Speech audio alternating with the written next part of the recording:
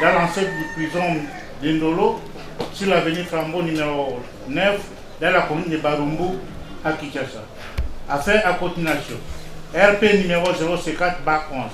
À cause de l'auditeur général ministère public et partie civile, contre le prévenu ci-après.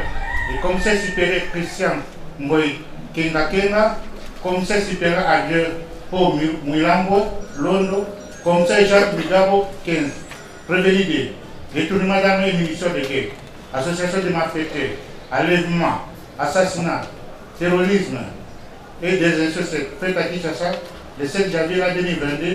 Prévenu, l'an 2022, 12e jour du mois, le deuxième jour du mois, vu l'article 239, on indique que le prévenu commissaire supérieur Christian Ngoy Kenga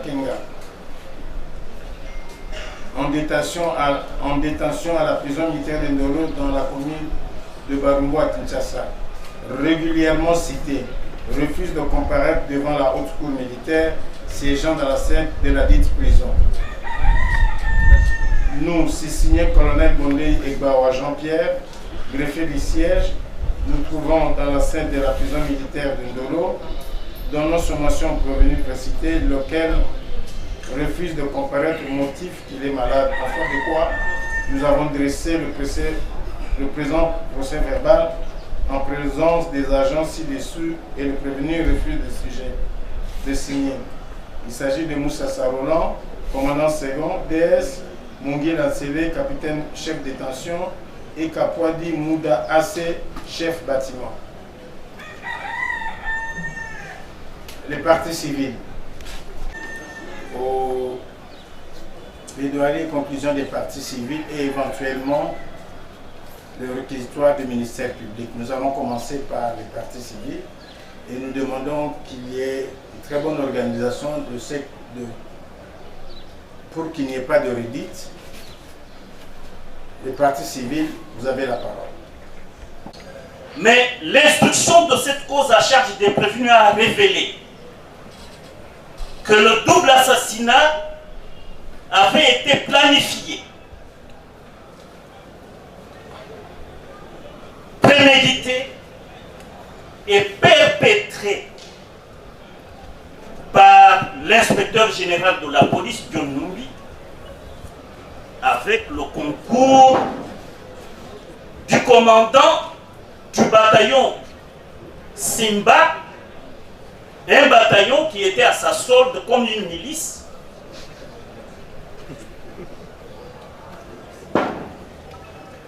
Et le commandant, c'est le prévenu Ngoy Kenga Christian, avec le concours de quelques-uns des éléments de ce bataillon Simba de la police nationale. Pourtant, la Constitution de la République, en son article 182, dit clairement que la police nationale est chargée de la sécurité publique,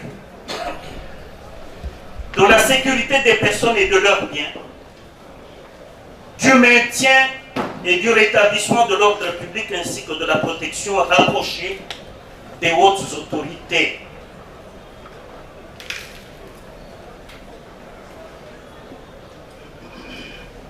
En outre, l'article 183 de la Constitution est très décisoire. Parce que cette disposition dit la police nationale est apolitique, elle est au service de la nation congolaise.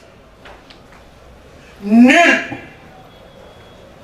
je reprends, nul ne peut la détourner à ses fins propres. Elle exerce son action sur l'ensemble du territoire national dans le respect de la présente Constitution et des lois de la République.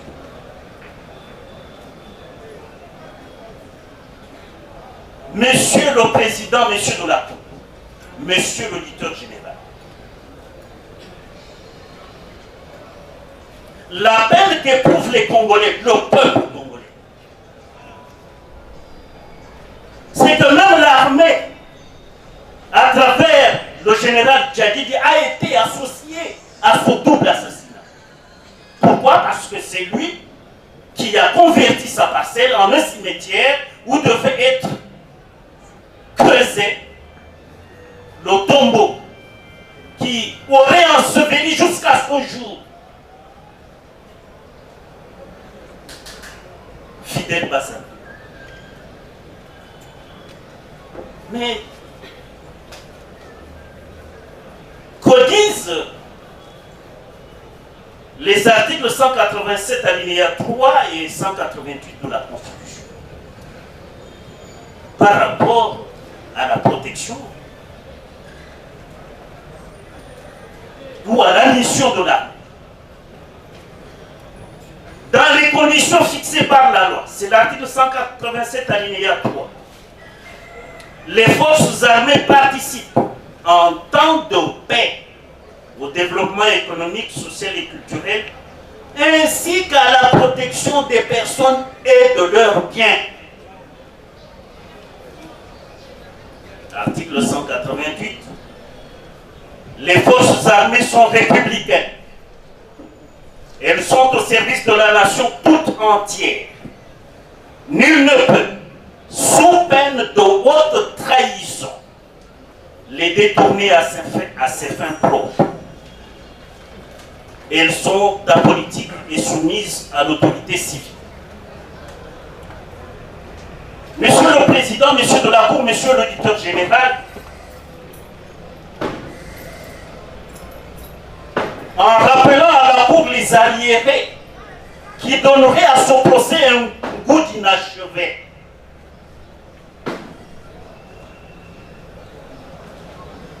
les partis civils,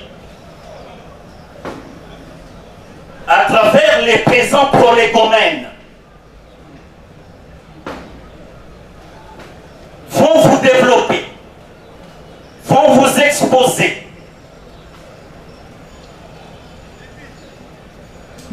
ce que Hannah Arendt, dans son étude totalitarisme et banalité du mal, a nommé le mal extrême. Comment en était-elle arrivée là?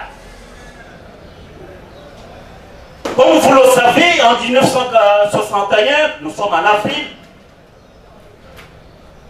se tenait ou a été ouvert à Jérusalem le procès d'Adolf Eichmann, un lieutenant-colonel aussi. Un lieutenant-colonel nazi qui tue. Salut à tous, bonjour, bienvenue sur Chancela Tela News, bienvenue dans cette nouvelle rubrique, madame, messieurs. Vous allez vous poser des questions, mais c'est quoi encore Chancela? Nous sommes déjà habitués à suivre tes émissions. Ouais, vous êtes habitués. Je veux que vous soyez également habitués à suivre cette nouvelle rubrique qui commence dès la semaine prochaine. Mais il s'agira de quoi, madame, messieurs? Il s'agira de spécialités de cuisine congolaise. Alors, à ne pas manquer, je suis la personne qui vous aiderait, madame, messieurs, à savoir, à comprendre comment vous pouvez préparer spécialité à Bangala, à Taoza Moussoaïli, spécialité à Bandouba, à Taoza Mongala, spécialité à Bakongo, à Taoza Moussoaïli, etc. Alors, je vais commencer la semaine prochaine, madame, messieurs, avec cette nouvelle rubrique. Ne manquez pas. Je vais commencer avec les spécialités des Bangala. Il y a Bandeko Nabiso, Bangala, Bandeko. Ne manquez pas Ngai, Dongo Dongo, Fumbwa. Ne manquez pas Pondo Limbondo. Ne manquez pas Lituma. Ne manquez pas Ngai Moussaka. Ne manquez pas Mbisi à Moto Moko, na sauce, à épinard, tout ça. Ne manquez pas cette nouvelle rubrique. Alors vous allez apprendre des choses nombreuses. Oh, peut-être au restaurant, vous aurez tout le temps de préparer pour vous, pour votre famille, au plaisir de toute la famille. Vous pouvez être occupé, mais je vous aiderai à un temps record à faire cela rapidement pour satisfaire toute la famille. Ne manquez pas, partagez cette vidéo autour de vous pour sensibiliser autant de personnes que possible afin d'apprendre cette cuisine spécialité, madame, messieurs, de toutes les tribus de la République démocratique du Congo. Je compte sur vous pour large écho, pour faire large écho de cette vidéo et on se retrouve à partir de la semaine prochaine, 2 fois par semaine pour cette nouvelle rubrique. Le peuple congolais réaffirme son adhésion et son attachement à la Déclaration universelle des droits de l'homme, à la Charte africaine des droits de l'homme et des peuples, aux conventions des Nations Unies sur les droits de l'homme, sur les droits de l'enfant et sur les droits de la femme, particulièrement à l'objectif de la parité de représentation homme-femme au sein des institutions du pays, ainsi qu'aux instruments internationaux relatifs à la protection et à la promotion des droits humains. Ça, c'est le peuple congolais qui l'affirme. Dans le préambule de la Constitution de la République. Ce postulat constitutionnel rend l'État débiteur de l'obligation de respecter la personne humaine et de la protéger comme prescrit à l'article 16 de la même Constitution qui interdit en même temps tout traitement cruel, inhumain ou dégradant de la personne humaine. Cependant, en l'espèce, l'obéissance totalitaire au commandant suprême, président de la République, a fait de celui-ci un dieu au-dessus de la Constitution et des lois de la République, au point que les acteurs du double assassinat, criminels de bureau et ceux de terrain, ont cru exécuter un ordre divin. Les dépositions de tous les intervenants remontent toutes au général Numbi, agissant comme la courroie de transmission des directives, instructions, orientations, bref, de la pensée, de la volonté du commandant suprême que fut le président Kabila. Il s'agit donc d'une dérive de la fonction présidentielle qui a réussi à pervertir dans une hybris inexplicable le lieutenant-colonel Ngoy Kenga Kenga jusqu'à désobéir à la haute cour de C.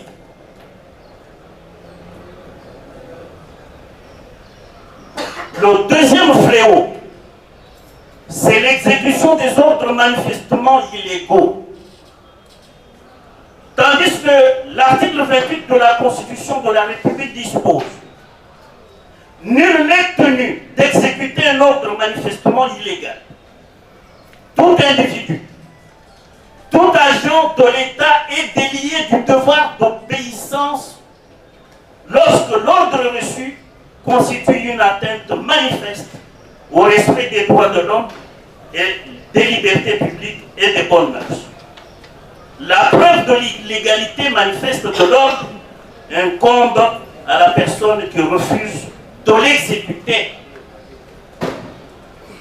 Mais les exécutants du double assassinat dans ce procès, tous agents de l'État, payés par le trésor public, après avoir collecté nos impôts, à la police comme à l'armée, ces exécutants, disaient, ont au contraire rempli le devoir d'obéissance totalitaire au commandant suprême pour imprimer la peur aux opposants d'une part et en perspective de sa réélection pour un second mandat en 2011 et d'autre part instaurer un climat de terreur en vue de perpétuer son règne sans partage. Cette obéissance totalitaire a oblitéré dans la psyché des exécutants le 4e engagement du président de la République dans son serment, coulé en ces termes à l'article 74 alinéa 2 de la Constitution. Parce qu'il s'agissait du président honoraire, je cite, « Moi, Kabila Kabange Joseph, élu président de la République démocratique du Congo, je jure solennellement devant Dieu et la nation de ne me laisser guider que par l'intérêt général et le respect des droits de la personne humaine. Fin de citation. La conversation téléphonique entre le président de la République Kabila et le prévenu Mouilamboué devant l'auditeur général Condé illustre la dérive totalitaire du pouvoir d'État et l'obéissance, elle aussi totalitaire, des exécutants. Troisième fléau, l'inégalité de traitement des Congolais en dignité et en droit. Le double assassinat sous examen participe du mépris de la Constitution par le pouvoir totalitaire, en ce que ses articles 11 et 12 prônent l'égalité des hommes en dignité et en droit. Nous vous citons l'article 11. Tous les êtres humains naissent libres et égaux en dignité et en droit. Et l'article 12.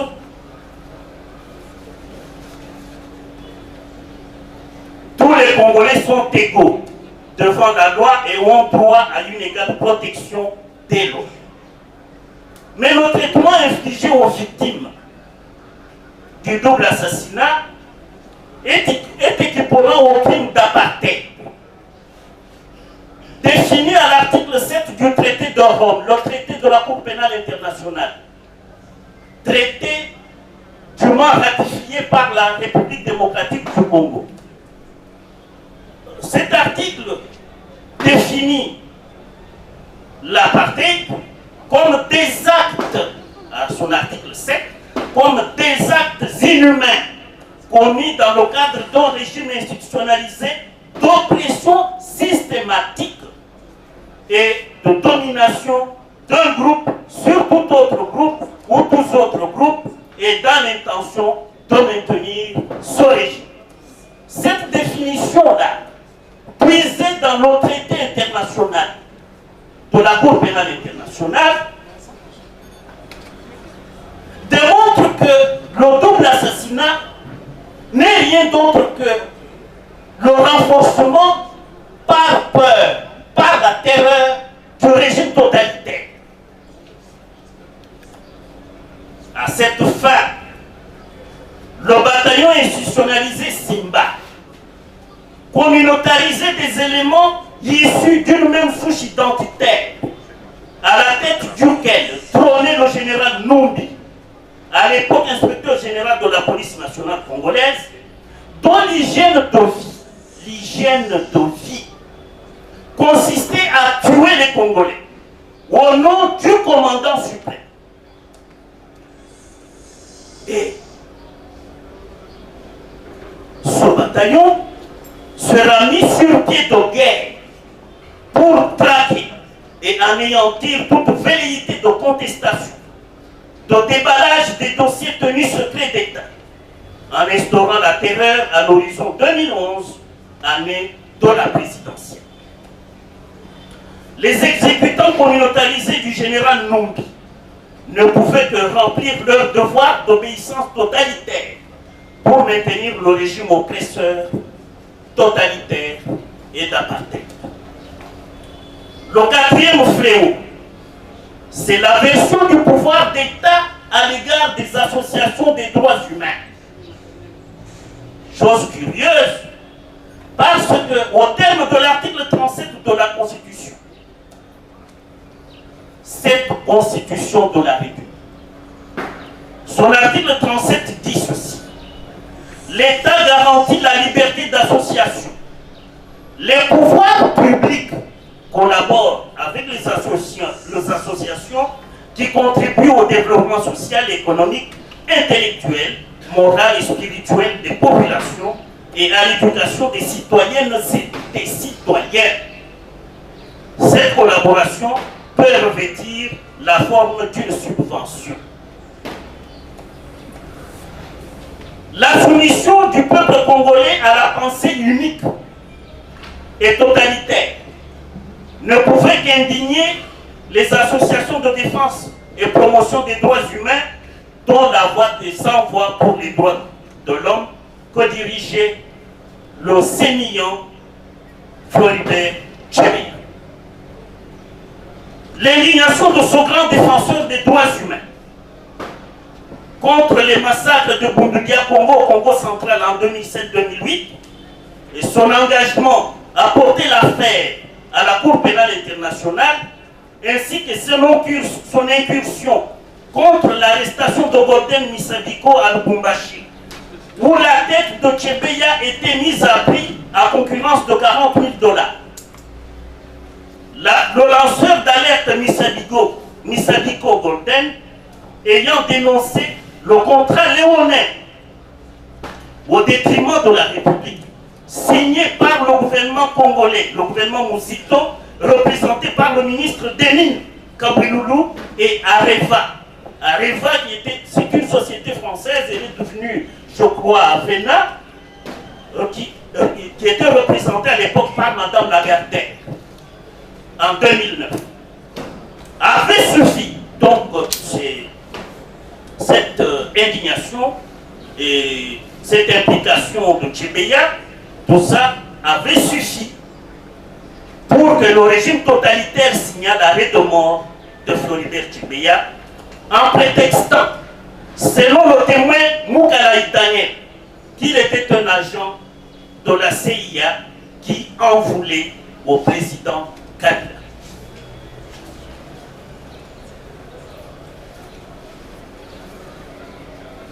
Cette aversion du pouvoir totalitaire vis-à-vis des défenseurs des droits humains triomphera de l'innocuité de ces derniers qui exerçaient le métier de contribuer à la défense et à la promotion des droits de l'homme et ravivera l'obéissance totalitaire des éléments du bataillon Simba.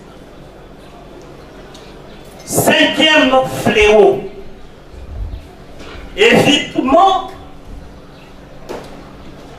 de l'audition en justice du président honoraire.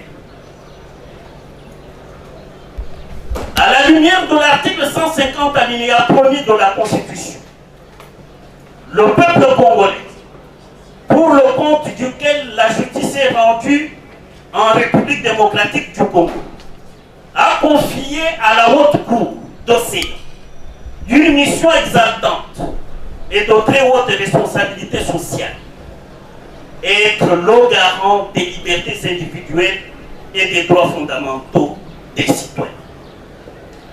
Dans son livre Procès du 11 septembre, Victor Thorne interpelle ses lecteurs en ces termes.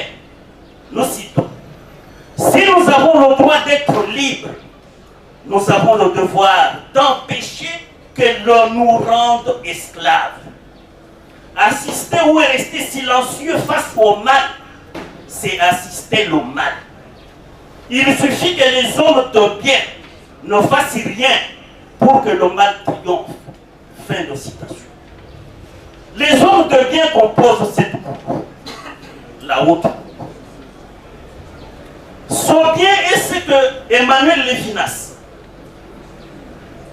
dans sa théorie de l'hétéronomie, nomme illéité, ou la transcendance divine qui élit la haute cour, responsable des partis civils, pour rendre justice aux victimes assassinées malgré leur douceur, leur candeur, connue de tous les Congolais. Le témoignage de Mukalaï Daniel, ainsi que la défense des prévenus Mwilambwe Paul et Mugabo Jacques, implique sans embâche le sénateur à vie, président de la République honoraire, chef de l'État à l'époque des faits.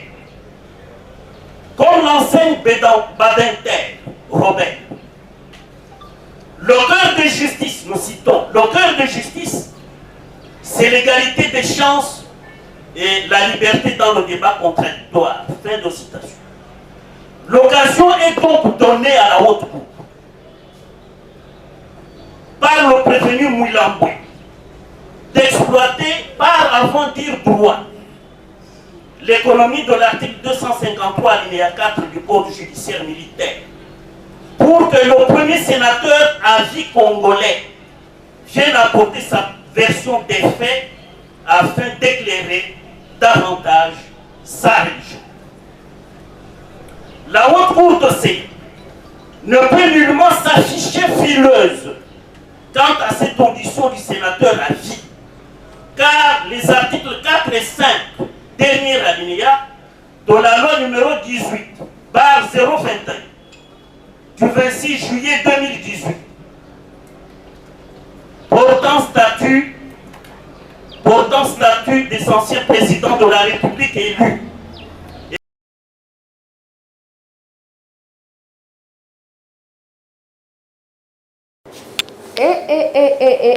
Salut à tous, bonjour, bienvenue sur Chancela News, bienvenue dans cette nouvelle rubrique, madame, messieurs. Vous allez vous poser des questions, mais c'est quoi encore Chancela? Nous sommes déjà habitués à suivre tes émissions. Ouais, vous êtes habitués. Je veux que vous soyez également habitués à suivre cette nouvelle rubrique qui commence dès la semaine prochaine. Mais il s'agira de quoi, madame, messieurs?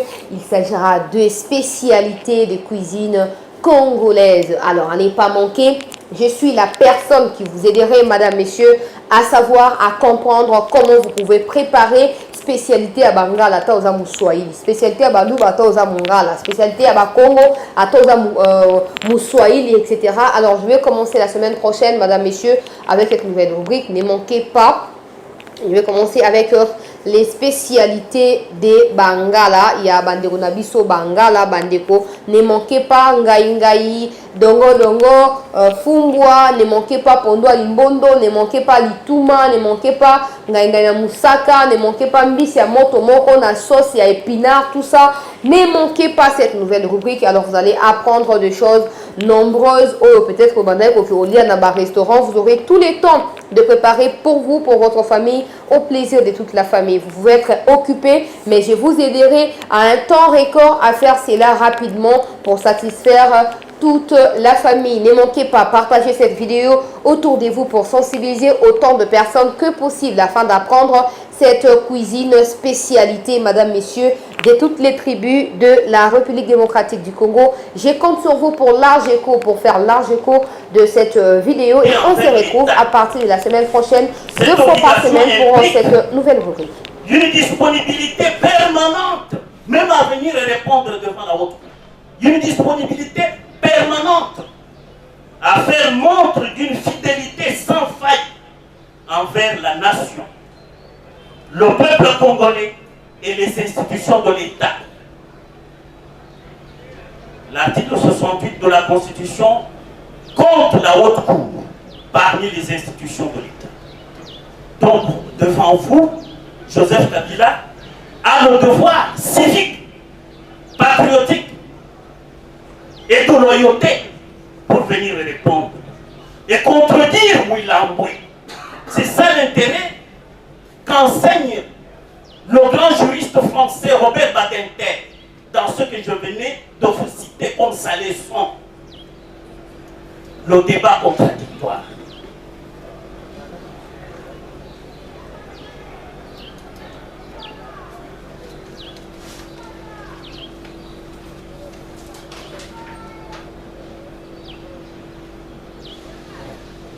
Je disais l'article 68 de la Constitution.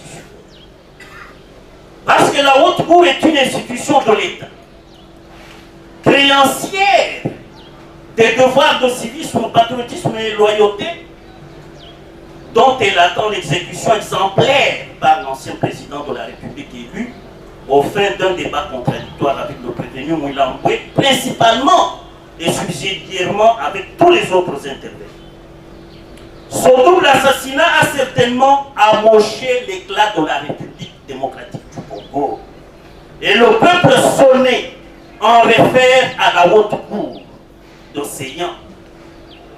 Peuple très sécurisé, très assuré de savoir comment, dans l'enceinte du quartier général de la police nationale congolaise, ce crime a été commis.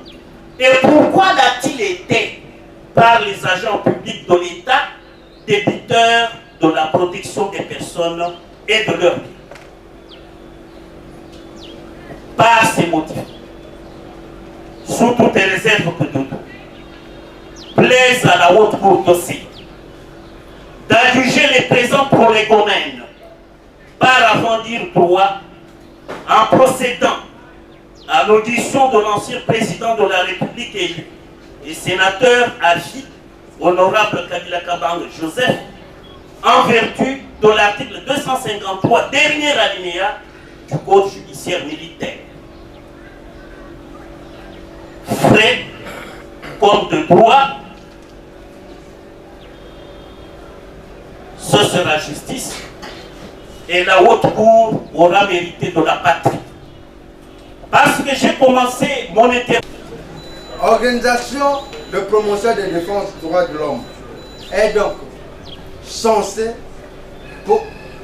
postuler des demandes du fait que son président a été assassiné dans l'exercice de ses fonctions. Et nous allons vous dire ceci. Quand nous prenons la théorie des obligations, puisque nous sommes dans le système romano-germanique, et surtout que nous sommes dans la francophonie, Alex Well et François Terré disent que les personnes morales de droit public peuvent postuler des demandes devant le tribunal pourvu qu'ils prouvent qu'ils sont reconnus par la loi. Et dans le cas d'espèce, la voix des sans-voix, organisation de défense des droits de l'homme, est reconnue par le gouvernement de la République démocratique du Congo. Et quand vous prenez Boris Stark, Alex Well ou encore chez nous ici, Kalongo Bikai, donc la voix des sans-voix est censée recevoir, être reçue pour ces demandes devant la Cour des Seigneurs. Monsieur le Président, nous avons lu l'arrêt rendu par la Cour des Seigneurs. Et nous avons constaté pendant au premier degré, et nous avons constaté qu'il y a une confusion quant au montant alloué à la voix des sans-voix. L'organisation La Voix des sans-voix, c'est elle qui a été victime de l'assassinat de Floribert Chebeya. Nous n'a pas droit à obtenir des dommages intérêts. On lui a loué une somme modique. La Voix des sans-voix demande qu'il lui soit alloué, comme c'est un pays de millions, 1 million de dollars payables au droit en francs congolais au taux du jour. Monsieur le Président, Fidel Castro, arrêté à Cuba, a eu le temps au moins de plaider sa cause. Et dans sa célèbre plaidoirie, il a écrit l'histoire Makitera. Et Monsieur le Président, quand vous prenez le procès de Rivonia, mais le cas de Floribert Chebeya, il est faussement accusé d'être agent de la CIA. Chebeya n'était pas un agent. Chebeya défendait tout le monde. J'étais son avocat. Nous avons fait le tour du monde avec Chebeya. Chebeya, le plus ancien avocat dans cette salle, je coordonne tout le collectif des avocats du parti civil. Maître Ley n'a participé à aucune séance de travail avec nous pour notre stratégie de soutènement ou de soutenance des intérêts des partis civils. Et je suis là avec le patron de la Voix des sans-voix pour les droits de l'homme. Monsieur Rostin est présent pour pour le désavouer. Et ils peuvent le dire lui-même. Le jour, et personne ne l'a contesté, et je crois que nous n'allons pas faire un débat autour de cela. Si le président de l'ONG veut contester, maître, il n'a que le faire par écrit. Okay. Nous nous en tenons à ce qui a été déjà dit. Maître. La profession universelle, il n'est pas normal qu'un avocat vienne censurer une plaidoirie. Et il vous demande de faire ce travail-là. Je vous le dis, monsieur le président, depuis que j'ai 30 ans, je plaide devant la haute cour militaire. Comment on peut vouloir manipuler la voix de 100 voix, ce n'est pas pour le président là? C'est une organisation autonome. Et je suis avocat. Ça ne se fait pas. Maître, retirez-vous. La cour a déjà... Ignore que l'audience de ces jours était consacrée aux réquisitoires et plaidoiries de tous les contingents des partis civils. Le ministère public est surpris de voir, au lieu que les partis civils puissent conclure conformément à ce qui a été dit,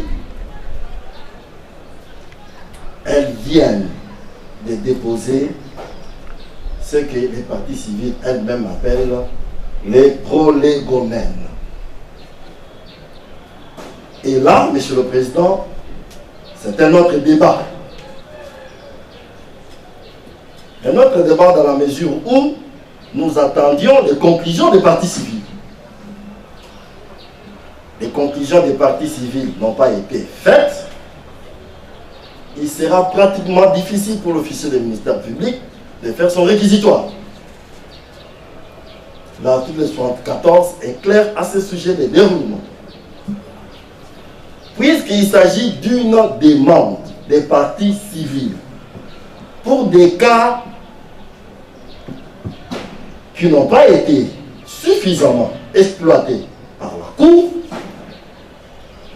et dans le, comment dirais-je, dans le besoin d'un procès équitable, il serait souhaitable, Monsieur le Président, et c'est l'obligation de la Cour de pouvoir recevoir ces prolégomènes et de répondre afin que l'ordre soit revenu dans la maison et que nous puissions, Monsieur le Président, faire nos réquisitoires. L'avis du ministère public est favorable, en ce sens que certaines zones d'ombre auxquelles les partis civils ont fait allusion, notamment sur la désertion simple, posent problème. Et il va de l'intérêt de tout le monde, mais pour ce procès, pour que ces zones d'ombre soient élucidées. Voilà, Monsieur le Président, la position ou l'avis du ministère public en action. Nous avons dit. À ce jour, juste pour éclairer certaines choses, parce que nous venons de suivre le ministère public qui dit qu'il est vraiment en difficulté. Mais nous, la partie prévenue, nous nous posons la question de savoir. Il y avait un devoir aujourd'hui. Il y avait un devoir et nous pensons que la Cour devait se référer à ce devoir. Nous nous sommes préparés pour ça. Notre client, Paul Milan, quand il a accepté volontairement de venir plaider sa cause ici à Kinshasa, c'est pour qu'il soit lavé. C'est pour que la justice puisse être faite. Je me rappelle les mots qu'il avait prononcés, les premiers mots d'ailleurs.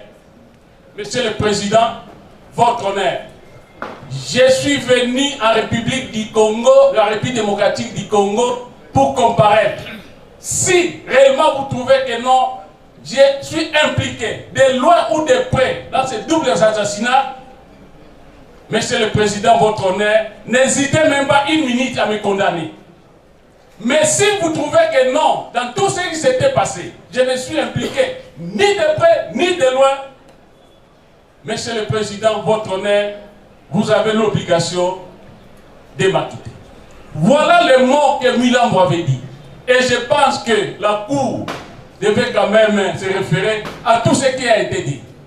Nous venons de suivre une scène ici de la partie civile. Même nous, la partie prévenue, ça ne nous a pas achanté. Ça ne nous a pas achanté dans le sens où quand un confrère parle, la moindre des choses, qu'il termine d'abord à parler et puis vous allez prendre la parole après. Mais quand tout un groupe d'avocats que je respecte beaucoup parce que la plupart sont... Mais laissez quand même l'ordre de parler. Mais ce qui n'a pas été fait, c'est un peu désolant. Mais pour nous, la partie prévenue, nous avons déjà préparé notre note de plaidoirie. Avec votre autorisation, Monsieur le Président, votre honneur, je peux passer la parole à mon confrère pour vous faire la lecture de ce qui était dit. Le Président, Monsieur de la Haute Cour, Monsieur l'auditeur général, la scène de tout à l'heure nous laisse perplexes dans la mesure où nous ne savons pas par où commencer, parce que il est vrai que dans un procès pénal, il y a deux parties principales. Nous avons la partie poursuivante qui est le ministère public et la partie prévenue. Toutes les autres parties, qu'elles soient partie civile ou le civilement responsable, viennent s'agripper au sort des autres parties. Et d'ailleurs, puisque nous parlons de la partie civile, votre haute cour, parce qu'il faut le rappeler, Monsieur le Président, avec votre autorisation, que les parties civiles ne viennent que pour les intérêts civils. Ça, c'est un élément de taille. Et que ces intérêts civils peuvent être loués même d'office. Votre honneur, les intérêts civils peuvent être alloués même d'office. En d'autres termes, la partie civile peut ne pas comparaître, la partie civile peut ne pas plaider, mais s'il est établi les infractions dans le chef de prévenu, un tribunal ou une cour, et en l'occurrence votre haute cour, peut d'autorité allouer de dommages et intérêts. Mais votre honneur, nous sommes écœurés de voir que déjà au sein de la même partie, c'est vrai, nous n'allons pas entrer dans la guerre qui existe au sein de la partie civile, dite civile, mais nous voulons simplement dire une chose, votre honneur, que pour la République, qui est censée répondre de faits reprochés ou qui seraient reprochés aux prévenus, au cas où ils étaient condamnés, nous pensons que chacun est libre de plaider comme il peut et comme il veut. La plaidoirie, c'est l'instant le plus délicat pour un avocat. Et donc, votre cour ayant instruit pendant des semaines, pendant des mois, cette affaire, en ce moment où vous nous invitez à présenter nos conclusions, j'estime que la cour, à son niveau, a suffisamment les éléments qui pourront utilement lui permettre de prendre un arrêt ou une décision qui puisse, j'allais dire, satisfaire la justice congolaise. Mais vivre des demandes pratiquement alors que nous sommes en train de chuter, solliciter des comparutions de X, de Y. Mais, Monsieur le Président, dites-moi, qu'est-ce que la comparution de toutes ces personnes viendrait ajouter sur les postulations de dommages et intérêts? C'est ça la grande question que la République se pose. Qu'est-ce que la comparution de toutes ces personnes, ou j'allais dire, quelle serait l'incidence de la comparution ou non de telle ou telle personne sur les postulations en dommages et intérêts? Humblement, Monsieur le Président, Monsieur de la Haute Cour, Monsieur l'auditeur général, je n'en trouve pas. Mais puisque nous ne pouvons pas avancer sans la partie civile, je pense que la République est à mal de donner une position par rapport à cette postulation, elle se remet à la sagesse de la Haute Cour, nous avons dit. Beaucoup pour la parole. Monsieur le Président, distingué membre de la composition, Monsieur le ministère public. Le parti civil et les ministères publics ainsi que les prévenus, puisqu'il y a aussi la République, font ces procès. Qu'on ne nous oblige pas à nous retirer. Nous ne sommes pas prêts à nous retirer de cette instance. Nous sommes là, nous y resterons jusqu'à ce que la vérité éclate. Nous sommes prêts à cheminer avec la Haute Cour jusqu'à l'éclosion de la vérité. Les préalables ont été soulevés par mon estimé confrère, le coordonnateur du collectif Richard Bondo. Nous appuyons ces préalables. Et nous voudrions ajouter ceci. Nous n'allons pas tomber dans les pièges des prévenus. Parce que, si vous ne le savez pas, Monsieur le Président, je voudrais déjà vous annoncer que si ces prévenus sont pressés de plaider, c'est parce qu'ils savent qu'il y a des zones d'ombre pour lesquelles, ces zones d'ombre pour lesquelles ils veulent profiter pour que demain, qu'ils aillent en cassation. Quelles deviendront les allocations de dommages et intérêts si votre arrêt est cassé demain? Nous ne sommes pas là, nous les partis civils, pour vendre les sangs de Floribert Chebeya et de Fidel Bazana. Nous ne venons pas demander la contrepartie de ces sangs versés. Nous venons faire le procès avec le ministère public et les autres partis pour découvrir la vérité.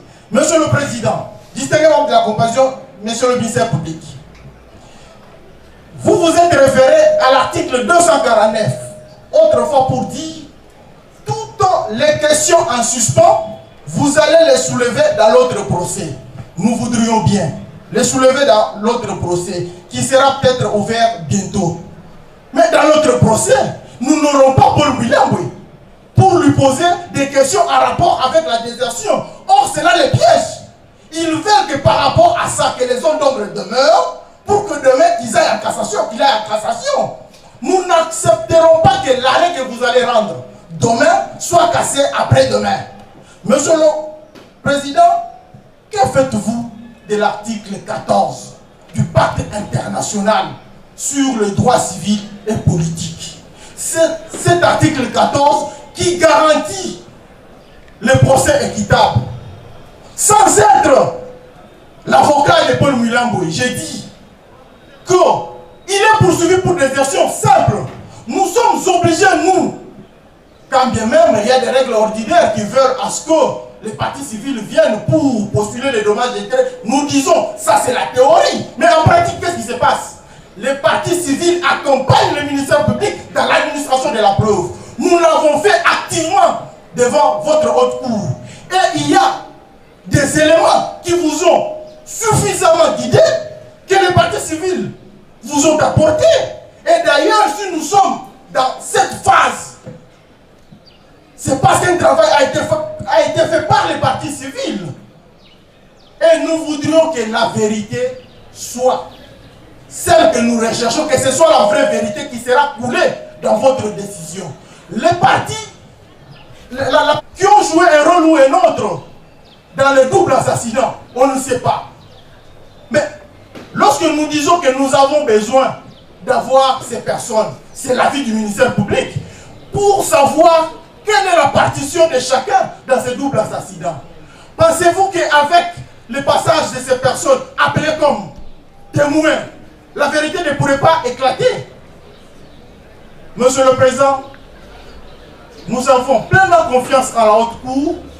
Si nous commettons, nous et le ministère public, l'erreur d'aller sans l'appel de ces renseignants, les prévenus vont en profiter. Vous ferez une œuvre qui sera cassée demain. Ça, les partis civils vous préviennent déjà. Ils veulent profiter des zones d'ombre pour aller demain en cassation. Et les dommages et intérêts, nous n'en avons pas besoin parce que les sangs de Floribert Chebeya et de Fidel Bazana ne sont pas à échanger contre une contrepartie qu'on peut appeler dommages et intérêts. la vie humaine n'a pas de prix. Ce qui est arrivé à Floribert Chebeya et à Fidel Bazada, qui pouvait arriver à n'importe qui aurait accompagné Chebeya, peut arriver à n'importe qui, de ma famille, de la famille de Maître Ngomo, et même de votre famille. N'acceptons pas d'avoir un procès, d'avoir une décision qui ne va pas refléter la vérité. Nous avons dit, sous réserve d'être... Pour...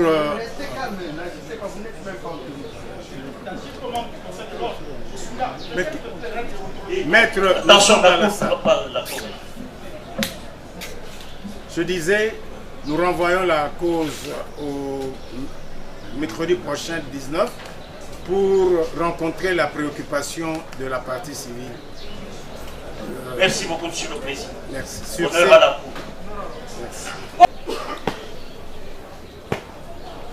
Monsieur le Président de la Haute Cour militaire, mon colonel, l'audience est suspendue.